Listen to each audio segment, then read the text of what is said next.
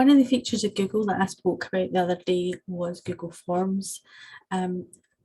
Historically, if you wanted to send out a survey to someone, you would go on SurveyMonkey or Typeform, set it all up, email it out, and then you would deal with the things coming back. If you want to have all your information in one place, then Google Forms is fantastic. On here, I'm just going to show you quickly how to set one up. So on the left hand corner is new, so click on that and choose Google Forms. And then it'll take you in to an untitled form. So as usual, you just give it a name. So we'll just call it tester form. And then underneath you can give it a description. So this is the part you can put some more information.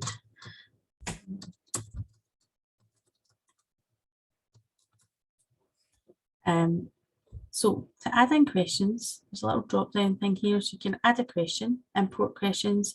You can do title and description, add images, add videos, and add a section. I tend to do them block by block. So I'll show you what I mean by that. So question 1, when you go to enter a question, it will give you a kind of defaults to multiple choice, because that's generally the kind of answers you'll be looking for, but it's very clever. So when you put in the question, it'll select what it thinks is the best option for you. So sometimes you even have to think about it, which is even better if you're in a hurry. So we'll put in the first question: have you used forms before? So under here, you've got option 1 and add an option or add another. So it's giving you some suggestions here. So yes, no, maybe. It's not going to be a maybe answer because you either have or you haven't. So if you just click yes, it'll automatically put it in there, and add option no. You don't want to add in anything there, so that's fine. Down at the bottom here, there's a little slider with required. If you click that, that means when the person's filling in the survey, they have to answer that question.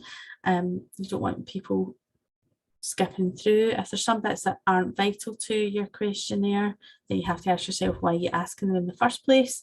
So generally, I would always say to add that in. So the first one's there. You then add a question.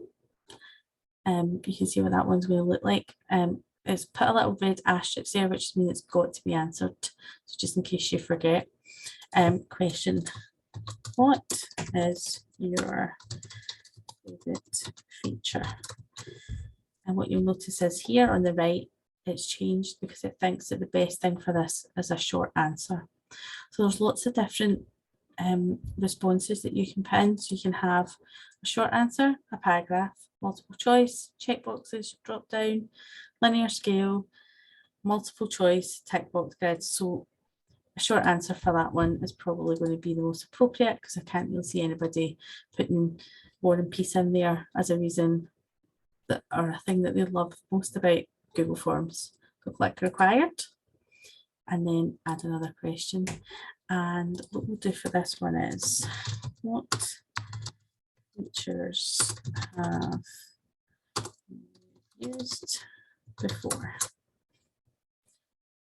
And this is automatically chosen checkboxes, which is what I wanted to do. So for option 1, we'll put multiple choice, add an option, checkboxes, add an option, linear scale, and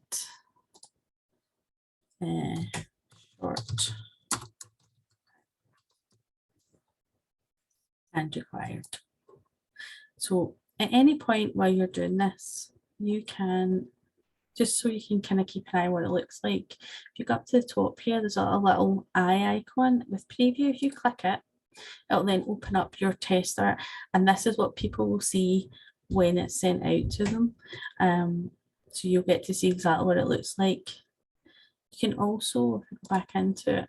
Another thing you can do is, you don't want to make it, because obviously that's quite text heavy, what you could also do is add pictures in.